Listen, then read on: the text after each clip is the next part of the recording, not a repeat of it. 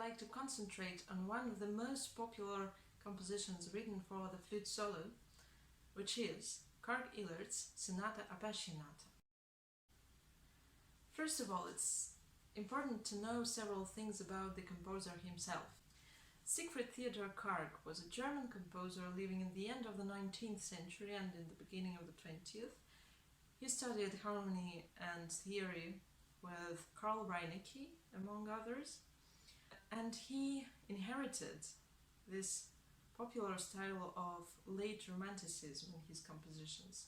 But due to his incredible knowledge of polyphony, harmony, and musical theory, he developed his own musical language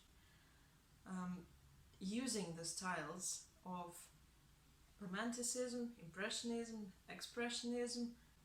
His knowledge of theory was phenomenal. It allowed him to join all the rules into very difficult harmonical and polyphonical structures. And in almost all of his composition you can follow the polyphonic and harmonic lines as clearly as in Bach's partitas, even if those compositions were written for the solo instruments. Actually, due to his phenomenal theoretical education, he could have abandoned the classical tonal system, but he actually never did. His music is thoroughly tonal, but so complicated. His compositions remind me of architectural masterpieces, full of paths, tunnels, and based on an unbreakable fundament. So to understand his music, we will need to follow these paths, hoping that we won't lose ourselves somewhere in the dungeons. Let's start.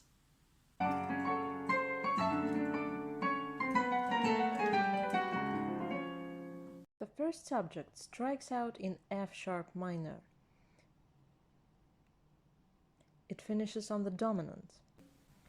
Instead of continuing the classical period, he starts the second sentence as though nothing happened and he didn't actually like the first key. So he changes the key very fast. He goes to the dominant of C sharp minor, and then A major and D major. This might remind a passionate monologue of a person who loses the primary thought and cannot concentrate. He doesn't finish his sentences and already follows his new thoughts, desperate to find some answers, some clues, some keys. Actually, we found a very important key here. The key of D major would come again in the second subject. Classical music often tells us that the worst devil in music is a tritone. Come on, it's all dissonant. And this tool is used here together with a lot of suspensions to bring the hero down after he's ascending to D major, which is obviously our most desired key. It goes to the dominant and resolves into tonic of F sharp minor. Door slaps. That is probably the main trauma, because all the insanity and madness, both harmonical and technical, starts after this point. A minor, C minor, F minor, and then fold. G minor, F sharp minor, B minor, E minor. These harmonic changes are not based on any rules, and the driver of all these vehicles is the melodic line.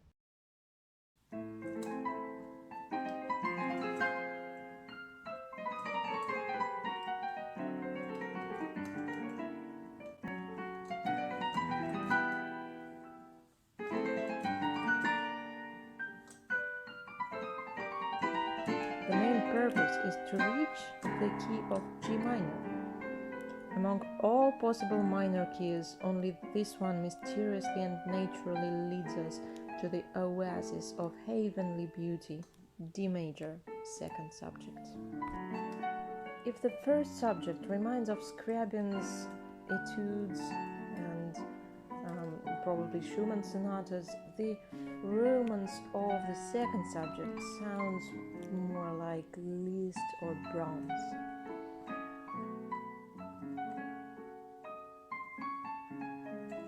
Perfect love melody leads then to a small chromatic transition which moves us away from our romantic dream. The madness leads to a virtuosic climax, which is the center of the sonata.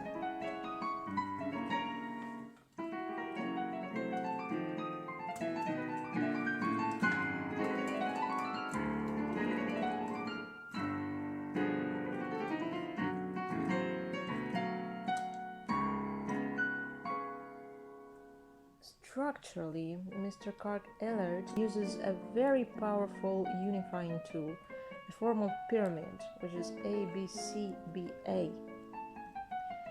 He returns all the themes like in the mirror. First starts the second subject, and only then you will see the main subject. Instead of developing the material in the middle section, it's based on two contrasting elements, the chromatic climax and a very peaceful and mysterious episode in F sharp major.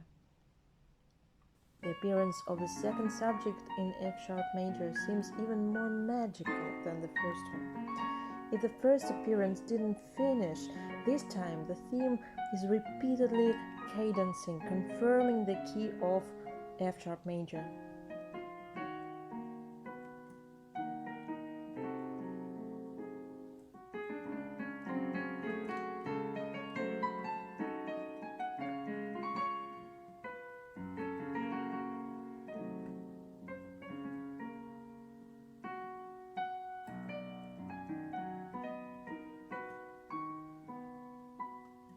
And only in the very end it goes to the diminished seventh.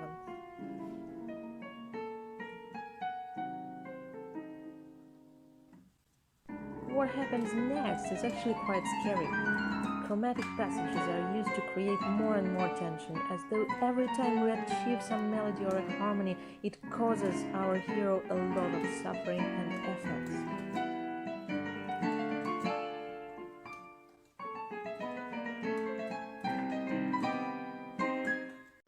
It's possible to harmonize every crotchet in here, but the basis would always stay the same, the struggle between the dominant and tonic. So sometimes I will just take the bass to point out where the dominant influence starts. The maximum concentration of dissonances and chromatics is there where the triplets start.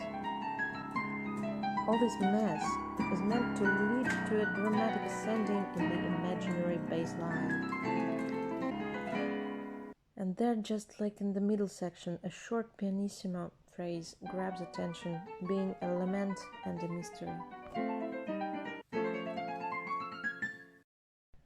Coda is built on a major-minor third tonal transitions, but every chord now becomes a kind of dominant to F sharp minor, especially D, as D is an important key for us as the home of the second subject. The ending reminds of Schumann. His piano piece called At Night is a kind of similar means of expression towards the end. Now we look through the whole sonata and understand how it is structured. The question must be, how does it help with the flute? There are several thoughts on that.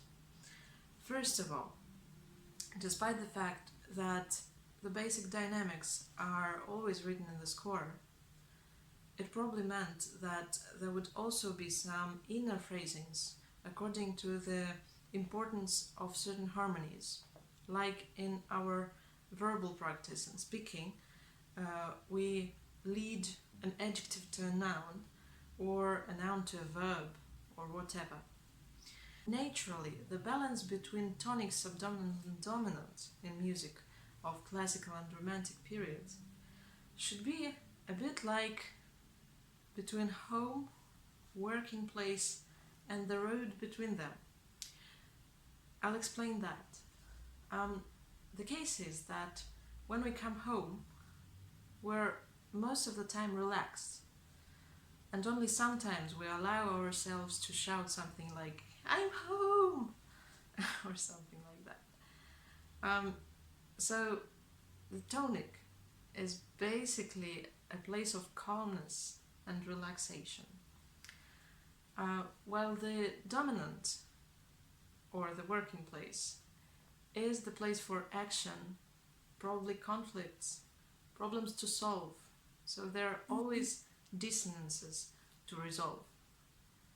And the subdominant sphere is like the road between them that could lead us back home, or to the dominant, or to all sorts of different directions.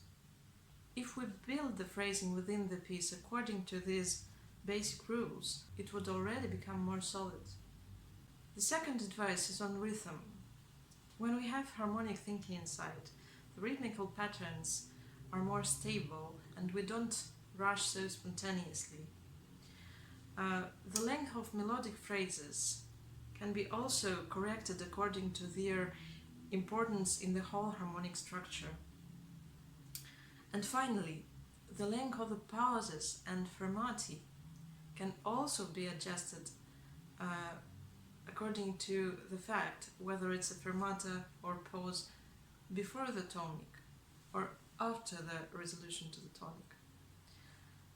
In order to make a pause alive, we would need to join both ends dynamically and probably start the second note as though the previous one had never had a pause or a fermata on it. And of course, this kind of analyzing always helps to understand the feelings and emotions that are built within this composition, because Elert's music is very, very passionate, very emotional, despite the fact that it's not always the Sonata Appassionata. In his symphonic canzone, it's also very much of expressionism, when all kinds of feelings are put to their limits. And the main mean of expression in this case is, of course, harmonical language. All these advices would probably help to create a solid structure and translate your music to an unprepared listener. I hope you enjoyed the story, and please subscribe and write some comments on what pieces would you like to be analyzed in future and why. Thank you so much for listening.